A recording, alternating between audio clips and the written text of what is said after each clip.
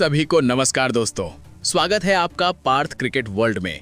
वक्त आ चुका है उस महामुकाबले का जिसका इंतजार हर भारतीय फैन बेसब्री से कर रहा है। टीम इंडिया ने 1 मार्च 2026 को खेले गए आईसीसी टी20 विश्व कप 2026 के सुपर 8 चरण के अपने आखिरी मुकाबले में वेस्ट इंडीज को करारी शिकस्त देकर सेमीफाइनल में धमाकेदार एंट्री मार ली है। ये जीत सिर्फ 2 अंक हासिल करने भर की नहीं थी, बल्कि इसने टीम के आत्मविश्वास को 7वें आसमान पर पहुंचा दिया है। अगर बात करें उस मुकाबले की, तो वेस्ट इंडीज पहले बल्लेबाजी करते हुए निर्धारित 20 ओवर में 195 रन का मजबूत स्कोर खड़ा किया। टीम के शीर्ष बल्लेबाजों ने जिम्मेदारी से खेलते हुए शानदार साझेदारियां निभाईं। जवाब में भारतीय टीम ने 20 ओवर में 199 रन बनाकर भारत ने ये मुकाबला 5 विकेटों से जीतकर अपने इरादे साफ कर दिए कि वो इस बार ट्रॉफी लेने के मूड में है। इससे पहले सुपर 8 के पहले मुकाबले में साउथ अफ्रीका के खिलाफ मिली हार ने भारत की राह थोड़ी मुश्किल जरूर कर दी थी। उस हार के बाद अंक तालिका का गणित उलझ गया था और सेमीफाइनल की राह धुंधली नजर आने लगी थी। लेकिन जिम्बाब्वे और फिर वेस्ट इंडीज पर मिली लगातार दमदार जीत ने पूरी तस्वीर बदल दी है। अब सबकी निगाहें 5 मार्च 2026 पर टिक चुकी हैं, जब मुंबई के ऐतिहासिक वानखेड़े स्टेडियम में भारत का सामना इंग्लैंड से सेमीफाइनल में होने वाला है। ये मुकाबला बिल्कुल साधारण नहीं है।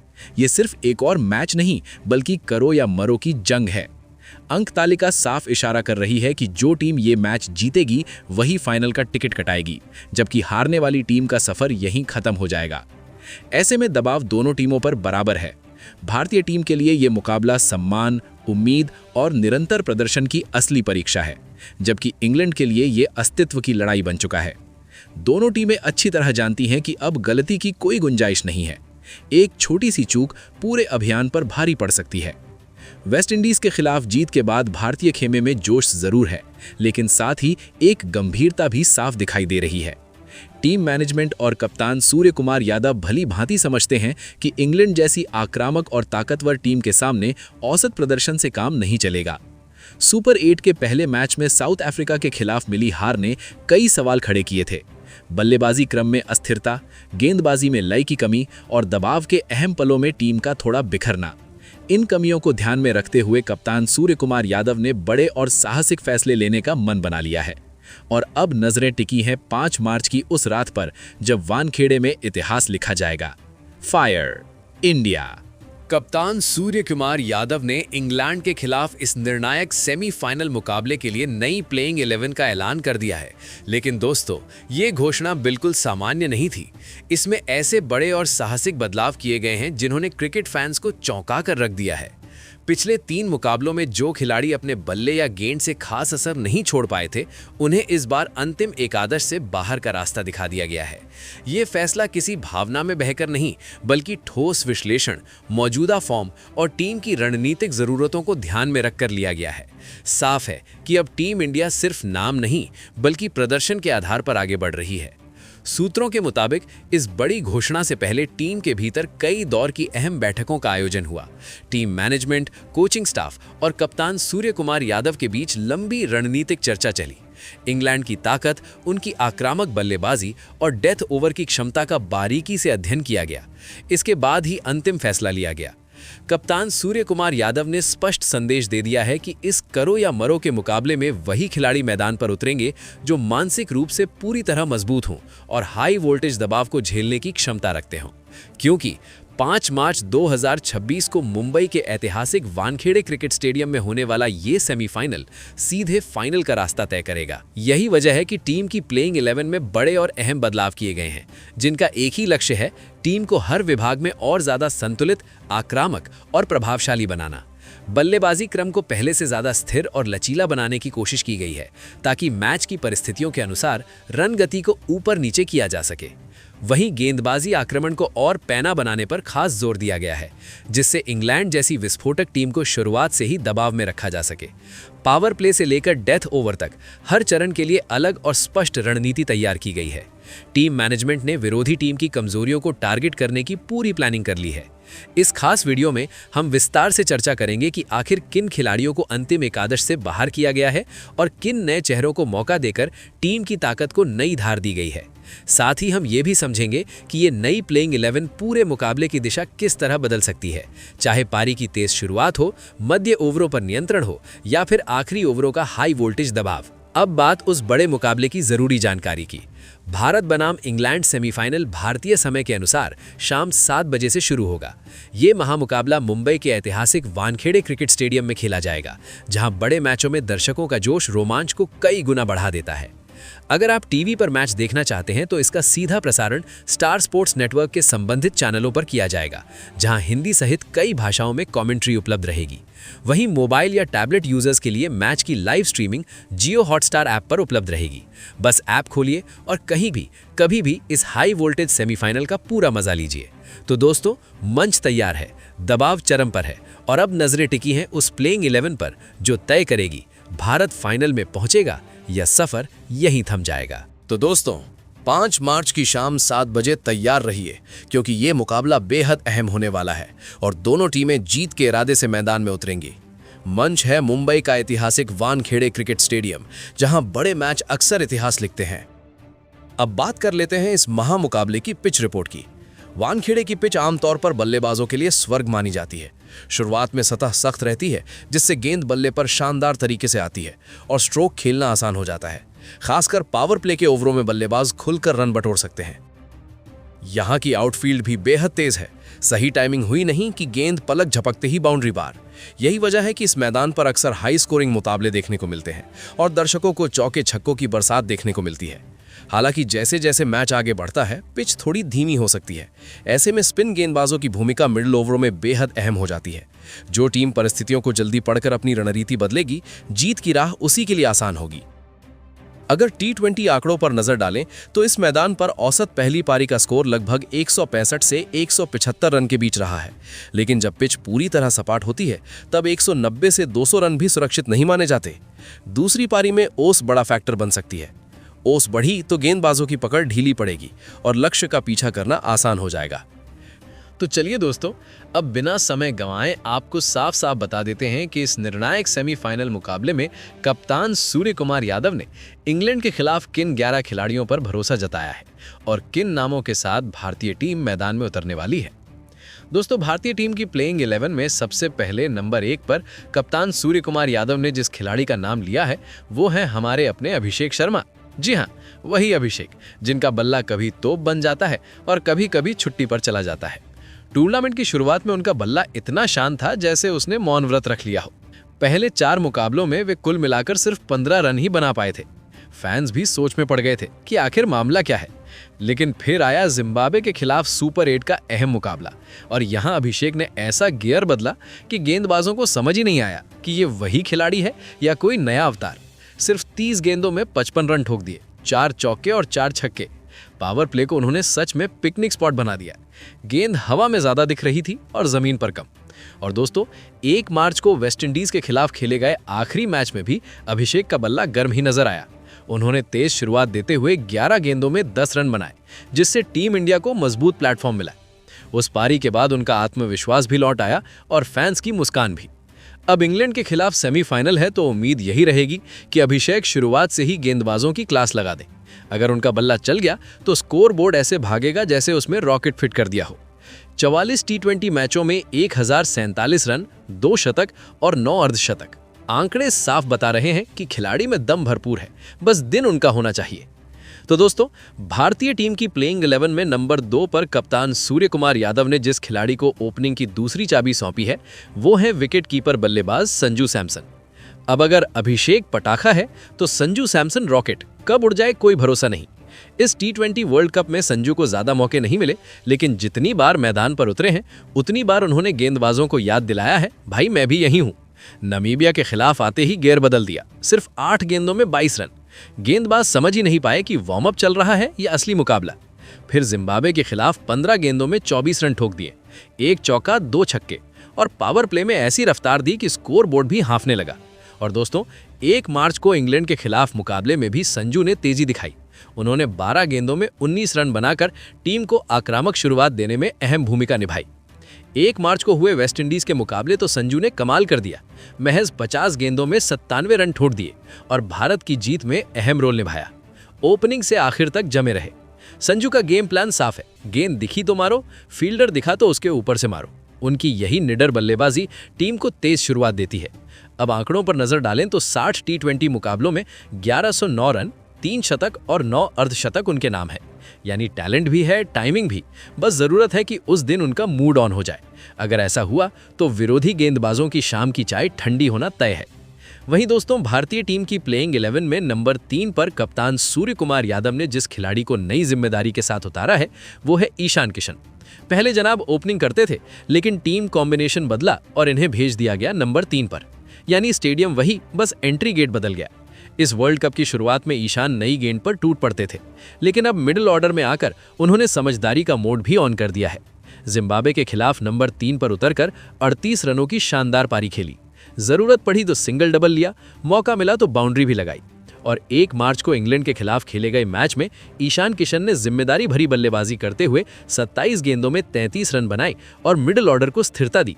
पूरे टूर्नामेंट में अब तक उनके बल्ले से 247 रन निकल चुके हैं, जो साफ बताता है कि फॉर्म उनकी जेब में घूम रही है।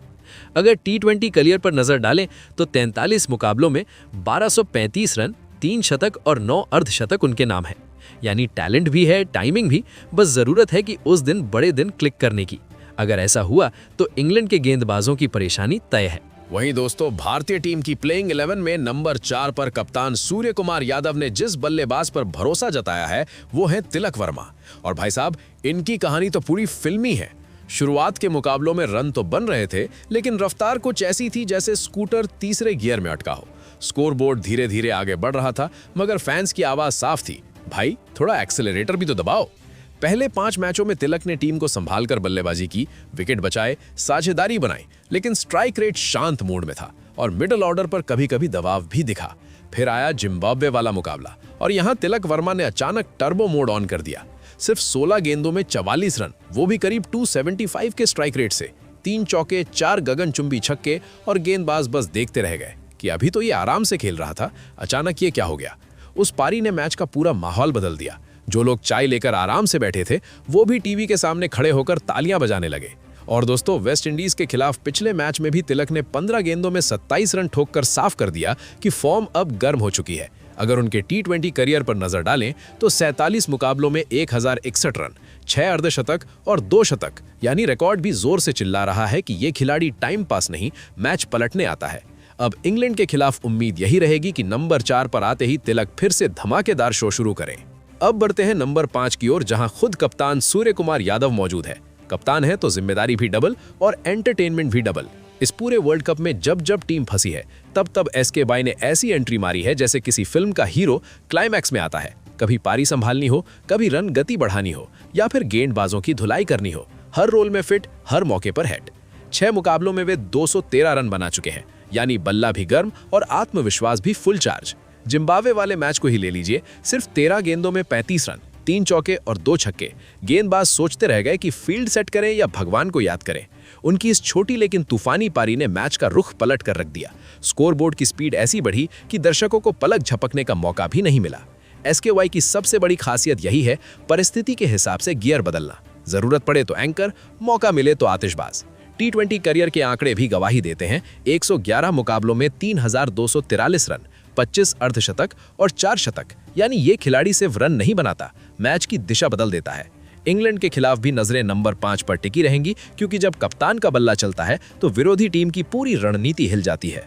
और दोस्तों, अब बात नंबर 6 की, जहां कप्तान ने उतारा है टीम का असली मसाला packet, Hardik Pandya.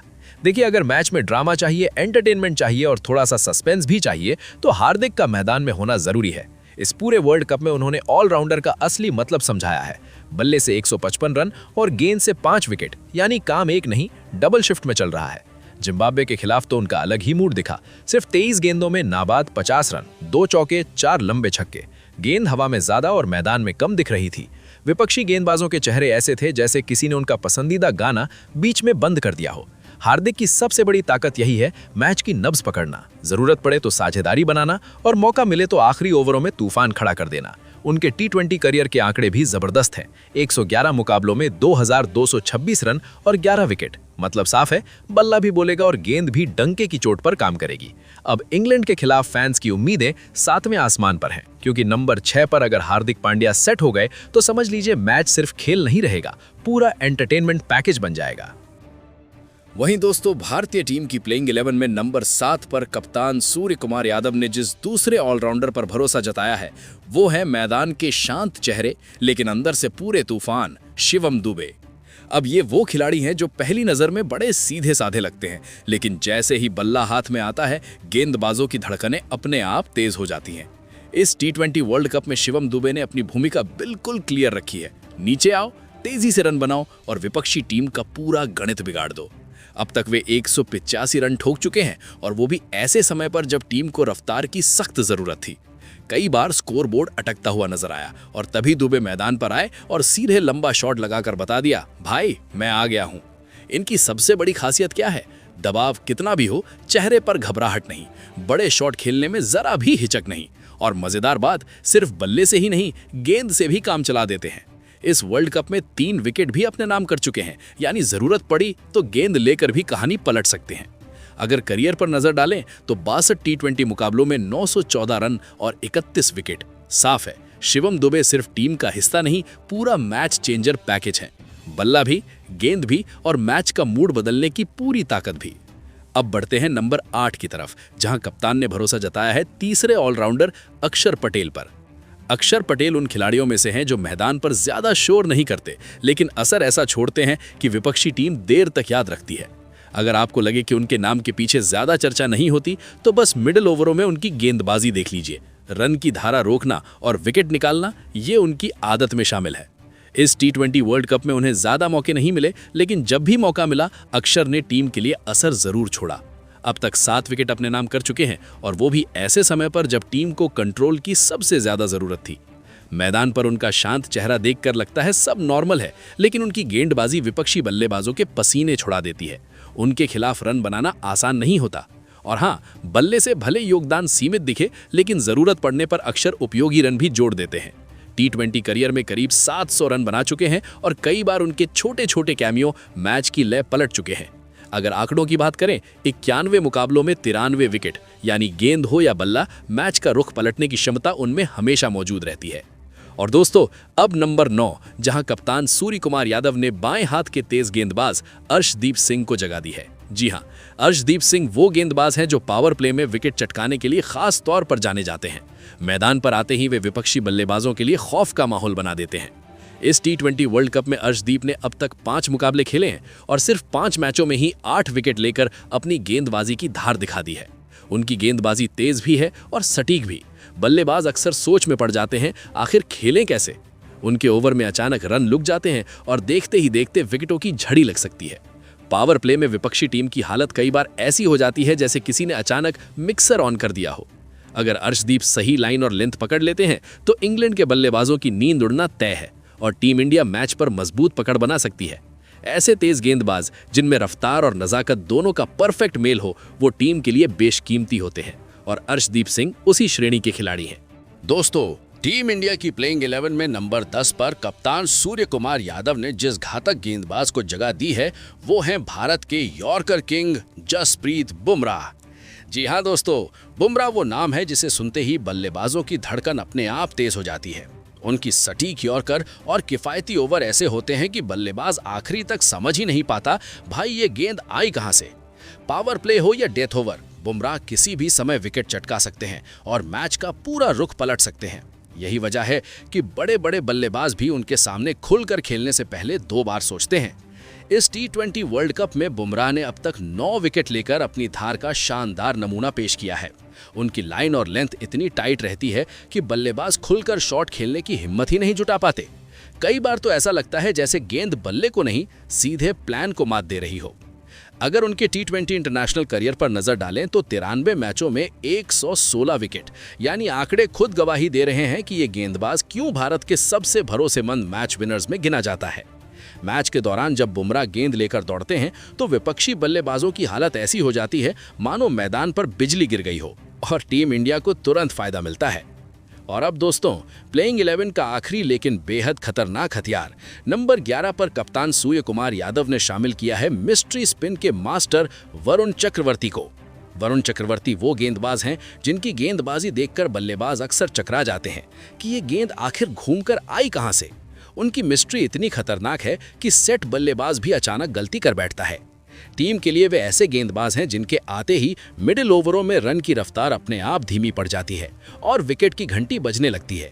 T20 international में वरुण ने 33 मैचों की 30 पारियों में 52 विकेट झटके हैं, वो भी लगभग 15.00 की शानदार औसत से। यही नहीं, 2 बार 5 विकेट हॉल भी अपने नाम कर चुके हैं। यानी जब दिन उनका होता है तो पूरी बल्लेबाजी लाइनअप हिल जाती है। चैंपियंस ट्रॉफी 2025 में न्यूजीलैंड के खिलाफ 42 रन देकर 5 विकेट लेकर उन्होंने मैच का पूरा रुख पलट दिया था। उसी अंदाज में अगर वो इंग्लैंड के खिलाफ चल गए तो समझ लीजिए मिडिल ओवर भारत के नाम हो सकते हैं। वरुण चक्रवर्ती की सबसे बड़ी ताकत है बल्लेबाज को पढ़ने से पहले ही फंसा देना। उनकी मिक्स्ड गेंदें डेथ ओवरों में भी बल्लेबाजों को बांधे रखती हैं, इसलिए उन्हें टीम इंडिया का साइलेंट मैच टर्नर कहना बिल्कुल गलत नहीं होगा। दोस्तों, इंग्लैंड के खिलाफ टीम इंडिया की ये प्लेइंग 11 सोचकर ही रोमांच बढ़ जाता है। आपकी राय क्या है? कौन सा खिलाड़ी इस प्लेइंग 11 में होना चाहिए था और किसे कप्तान सूर्य कुमार यादव को मौका देना चाहिए था? कमेंट करके जरूर बताइए। आपकी राय ही असली क्रिकेट पंचायत है।